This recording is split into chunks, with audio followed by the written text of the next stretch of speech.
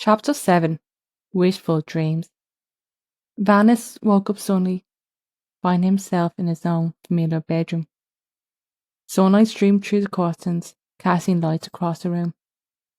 The TV was off. Vanis' throat felt dry. He gasped for air, quickly glancing down to see that he was wearing the tunic Thanatos had given him. Panic surged as he slowly lifted the tunic, revealing wounds from his recent fall. Frantically scanning the room, his heart pounded as he realised he was indeed back in his bedroom. Relief washed over him momentarily when he spotted the suddenly unforgotten Mary's fantasy novel on the ground, where he'd thrown it previously, amidst the clutter of his desk strewed with games. His room looked unchanged. He knew this because his mother would always slightly tidy his room when he wasn't in, a habit that usually drove him nuts. Vanis briefly considered it, if it all had been a dream, but the reality of his wounds contradicted that thought. Outside his room, he heard shuffling footsteps, causing his eyes to widen and his stomach to knot. Reacting swiftly, he grabbed a black hoodie and grey jogger pants, listening intently at the door for any sign of movement. The footsteps faded, and he cautiously peeked into the hallway, confirming it was clear before darting into the bathroom. Once there, he hurried into the mirror, his mind racing. His face was heavily soiled, mud mildly scattered across it, while his tunic felt rough. His hair appeared extremely greasy, as if he scattered melted butter all over his hair. Checking his teeth reassured him that they were intact, providing some relief as they were the only parts of his body unaffected by the accident. It dawned on him that everything that transpired in the gaming world seemingly carried over to his real life, just as Elentra had warned. Valin's thoughts then shifted to Elentra, pondering over her true motive.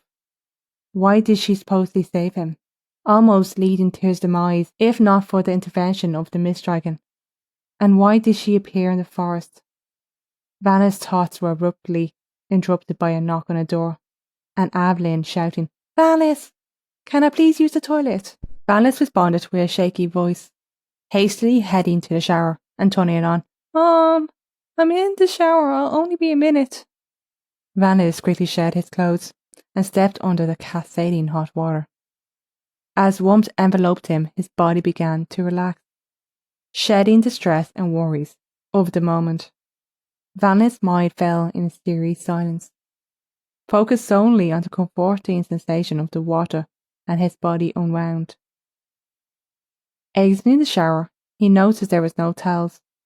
He sighed, using his hoodie to dry his hair before dressing. Making his way into the sitting area, he spotted his mom standing there. Losing control, he rushed over, hugged her tightly and whispered, "Mom, I love you, Mom." Feeling her faint breath, he let go, stepped back, and gazed at her with a broad smile.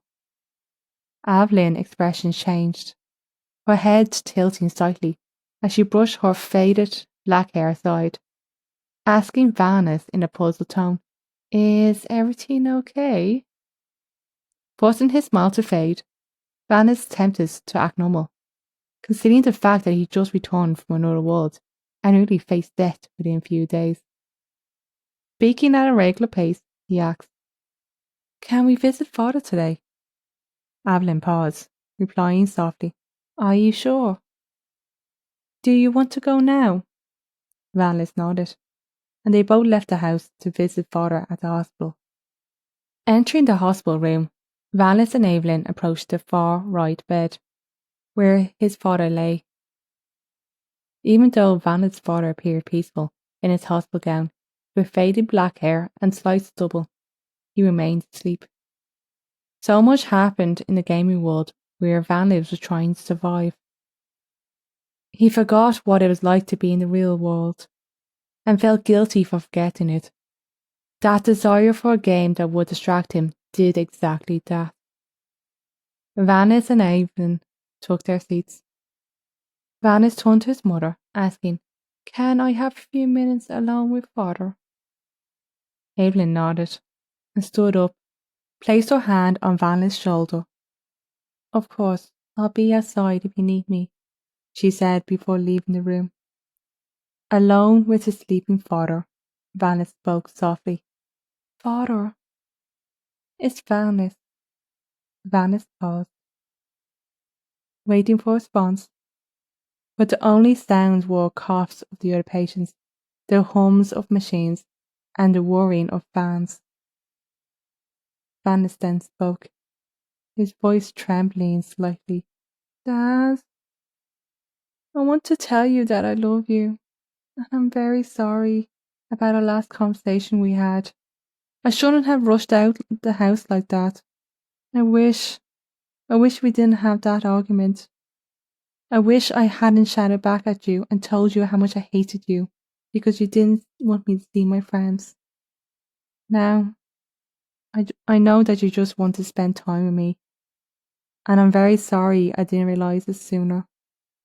I wish we could have this conversation with you awake. But this is the best we can do now, and I'm sorry, and I love you." Vanis reached in his pocket for parchment and a pen, his hands shaking as he wrote the note, saying, "Hi Dad, I'm sorry about our argument. I shouldn't have raised my voice. You're an amazing father and I love you. From Vanis." Vanis folded the paper into a card shape, placed it on the table alongside the other cards from his mother, his father's friends, and colourful flowers. Vanis making sure the written text that he wrote faced his father. With that, he let out a sigh of relief. Suddenly, he heard the constant noise and the humming sound, feeling as though he was being pulled away. Alentra stood facing Onis, her gaze stern through the flames of fire. Onis asked, "Can you tell me anything about the boy?" Alentra shook her head as she spoke. "No, he doesn't trust me. He is with Sanitas." Onis shouted back, "What?" Then Onis paused and muttered, "Not him. Why?" Alentra let out a small laugh, causing Onis to rush towards her, standing in front of her, staring down at her. Alentra's gaze returned to Onis, her expression stern. Her fingers behind her back were moving slightly, emitting small sparks. Onis stepped away from Alentra as he spoke. Sanitas will only be an obstacle for Xantitus, our master. Alentra responded, her tone cold. "Sanitas won't be a problem. I overheard him asking Vanis to leave in the morning. He will be on his own." Onis replied, "Great, now you have an opportunity to gather more information." Alentra shouted back, "I told you he doesn't trust me." Onis laughed and then responded, "Trust must be earned. Isn't that what you like to say, Alentra?" Alentra glared at Onis, her mouth clenched, without saying a word. So that's the end of the chapter. In this chapter is actually in two parts. The first part, I want to get back into the main description of the story where Vanis is kind of feeling guilt and he kind of got into the game because he wanted to escape. I'm a kind of person who loves teams.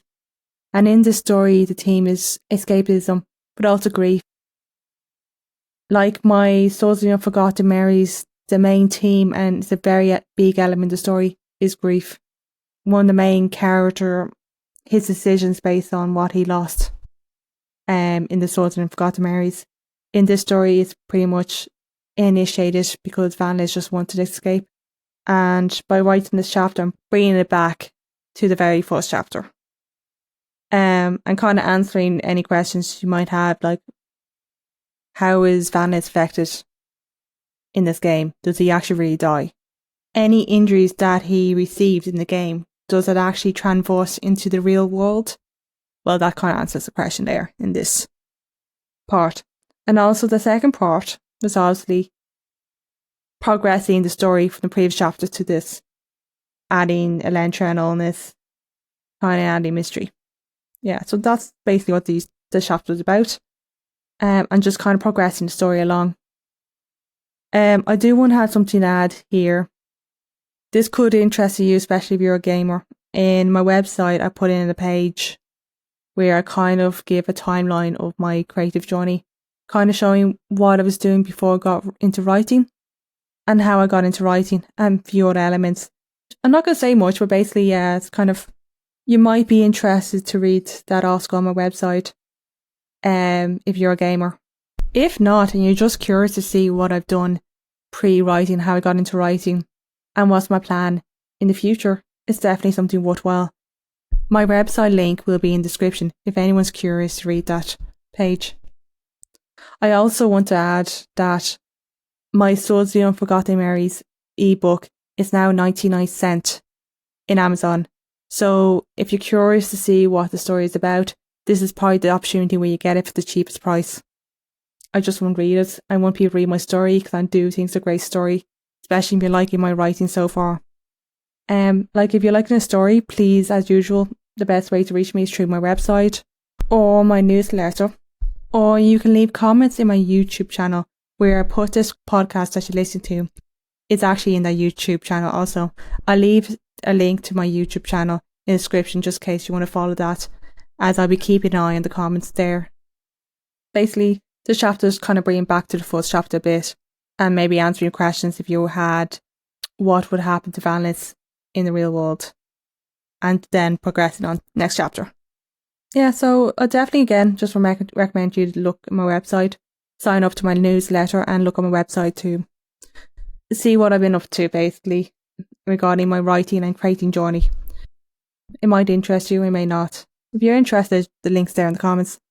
Anyway, that's all I have to say, and I hope you have a good day, and thank you for listening, and I can't wait to have the next chapter published in a week. Anyway, thank you for listening and have a good day.